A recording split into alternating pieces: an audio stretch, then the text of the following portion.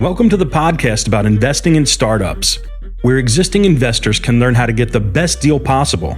And those that have never before invested in startups can learn the keys to success from the venture experts. Your host is Nick Moran, and this is The Full Ratchet. Welcome to another special release of Investor Stories.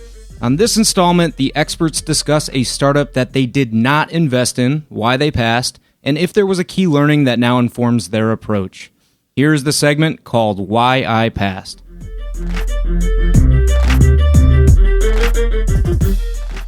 On today's special segment, we have Adam Draper of Boost VC. Adam, can you tell us either about why you often pass on startups for investment, or maybe mention a startup that you passed on that turned out to be a great investment? So I commonly pass on a company where the best way to answer this is what we look for in entrepreneurs. So we look for people who have a very compelling reason to be solving the problem they're setting out to solve. A compelling reason is I've been working in that industry for 3 years. I see this problem and I have the capacity to build it. Is the team good is another thing that we look for. And then I have something I call the intensity score. We think great entrepreneurs, it's not tall entrepreneurs do better than short entrepreneurs or, young entrepreneurs do better than old entrepreneurs. I don't think that's true. But I do think that entrepreneurs in general have an intensity score where they are 100% in something that other people are not. Whether it's their focus, their charisma, there is something that they have an intensity score of 100 where other people have a 75. My thesis is that that's a very important part of being an entrepreneur, is having something that you are just beyond good at that is a competitive advantage for you. Which, on the reverse, why I say no to people. A lot of people start companies to be in the startup world. It's become very popular to be a startup. I don't like any of those entrepreneurs. Yeah. And I think that's sort of a trend. It'll go up and down. I do encourage people to start companies to try to solve problems. I think it's a great experience. I think people learn a lot. You learn more from starting a business than almost anything else. But yeah, so I would say that that's where I normally say no. Companies we've passed on, the companies I passed on were not because it was sort of I met Logan Green, the founder of Lyft, when he was raising it was a smaller round, just to launch the new Lyft product from Zimride. And I thought he was an amazing guy. I thought he was really, really great. And I was thinking, it would be really interesting to invest in this round. And I met him at a party, so it wasn't really a professional meeting. But if I had pushed, I definitely could have invested in Lyft. And I sort of regret it just because I think Lyft, I think that it's been a fast rising company. And Logan Green is he was a great entrepreneur who was in it for the right reasons. He had always had this dream of how he wanted to reduce emissions. He has this green tech dream of how everything works. And the way he was going to do it was have people share transportation. And he has been able to realize it with Lyft. Wow, that's a tough one. Yeah. It was more, it wasn't that I said no to the entrepreneur. It was more that I didn't push hard enough.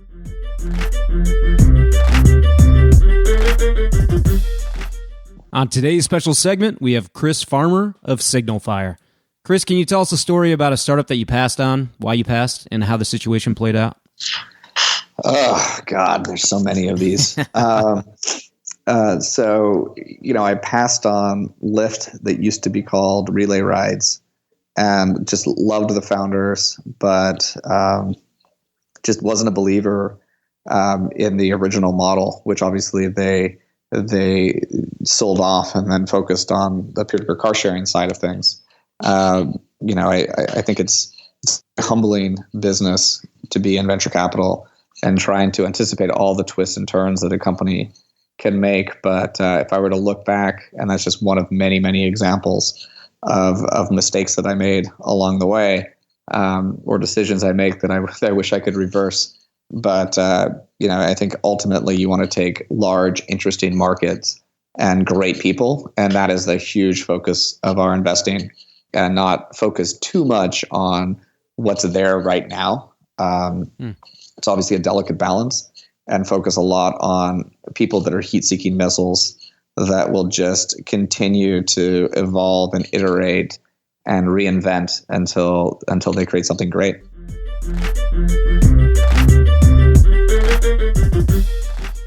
On today's special segment, we have Mark Suster of Upfront Ventures. Mark, can you tell us a story about a startup that you passed on, why it was that you passed, and how the situation played out? There's a little tiny startup company that many of you have heard of. Everybody, what do they say? Success has 1,000 fathers and mothers, and failure is an orphan. Everybody has an Uber story. I was in the room with everybody who funded their seed round. I was invited by Jason Calacanis to something called the Open Angel Forum. I think it was 2011, 2010. I don't remember exactly when it was. And I had been I'd been exchanging information with a young founder named Ryan Graves, who was in Chicago. And he was working in Chicago, and he was from San Diego. And I went to undergraduate at UC San Diego, and I got my MBA from University of Chicago. So I think he kind of latched on to, hey, there's this public blogger, and he's been in San Diego and Chicago like me, and I want to do startups. So he and I would message each other just on my blog or on Twitter, and I always liked the guy. And he said, I'm going to go do a startup. And it's called, I think it was called Uber Cab. And would you come to this meeting? And this is before Open Angel Forum. Would you meet me in the Bay Area? And I happened to be in the Bay Area a lot, so I said, sure. And he couldn't make that trip. So he said, well, I was going to present, but I can't really present. I'm going to be in Chicago. One of our investors, founders, Travis, is going to be presenting instead. Sure, I'll go. I'd met Travis before. I'd met Garrett Camp, the guy who originally came up with the idea, who also founded StumbleUpon. So I'm in the room with Chris Sacca and Jason Calacanis and Orrin Michaels and Chris Freilich from First Round Capital. And if you look at their cap table of all their seed investors, everyone's in that room. And I think I'm one of the few suckers who passed. Wow. And it was really for reasons that have caused us to change a little bit as a business. Number one, if I would have been, I didn't actually say, hey, can I get $100,000 or $150,000 allocation? I mean, I think I could have, but I didn't actually say that. But, it was clear that First Round Capital was going to lead the round, and we weren't used to following. We tended to lead rounds or just say this isn't for us. So First Round Capital, on the spot, true story, Chris Freilich raises his hand after the presentation and says, I'm in for $500,000. And I thought, what the fuck? How could you be in after one presentation? Markets are frenzied now, but when Uber launched, they weren't frenzied. I'd never seen anyone do that before. Little did I know they'd already been talking to Garrett in the background, and they already knew they were interested. I just couldn't believe it. And other people were saying, sure, I'm in. And I thought, well, if I'm in, I'm only in for $150,000 or some de minimis amount for a $200 million fund isn't going to move the needle. And I thought, I lived in London for a long time, and the taxi lobby is so strong that I thought new entrants are going to get crushed. And I thought this would be a great product. I would love to use this in San Francisco and in New York, but it'll never work in LA. No one takes taxis in LA. So for a lot of those reasons, I passed despite loving all the founders and the origin story, and despite being a pretty target market for them as a product. Here's what I learned, okay? And I'm not sure if this can be replicated today. I think Uber succeeded for all the other reasons that everyone probably already knows, mobile phone adoption and taxis are terrible and the ability to track taxis and whatever. But it worked for one other reason. They grew so quickly in the early days and were able to use capital as a differentiator to continue that growth that nobody saw it coming. And who didn't see it coming were city officials. City officials are vulnerable to lobbying. They're vulnerable to lobbying because you have existing industry and incumbents who come and say, these pesky little startup guys who are offering products that aren't regulated, that don't have the same health and safety inspection, that blah, blah, blah, whatever they say to protect their existing business, which I don't blame them. That's what businesses do. It grew so fast that by the time people realized how powerful it could become, the constituents would have revolted. Like, imagine if you're a San Francisco person who takes Uber all the time before they were across the country, and suddenly the city of San Francisco says we're going to crack down. You would be the least popular politician in the city. Sure. So Bill de Blasio, when he tried to clamp down on Uber in New York City, Travis, such a genius, he added to their product, when you went to book Uber, he added a Bill de Blasio button. And if you clicked on it, it said, here's the taxes and the costs of an Uber if you support Bill de Blasio's plan to regulate the amount of these vehicles that can be on the road. And he just stuck it to him. I mean, Travis was genius at going and appealing directly to consumers.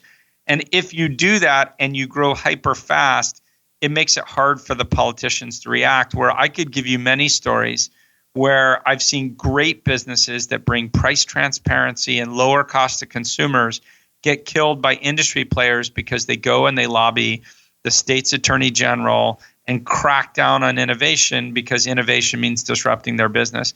So in a business like that, where you have deep incumbent entrenched positions that want to lobby against your interests, you have to grow super fast, and you really have to appeal to consumers who get organized and tell politicians, don't fuck with this company.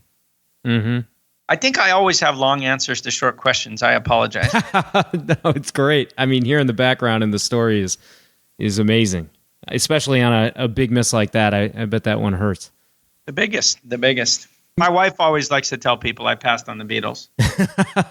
But to be fair, like, I don't like to, like, because everyone says they passed on Uber, but to be fair, I mean, First Round Capital really had the inside track on that funding, and I can't pretend otherwise.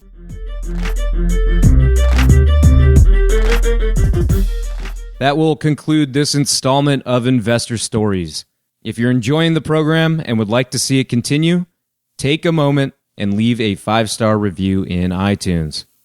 Also, if you'd like updates on new content from TFR, as well as the top 10 VC articles every week, go to fullratchet.net and sign up for the newsletter. Okay, that will wrap things up for today. Until next time, over-prepare, choose carefully, and invest confidently. Thanks for joining me.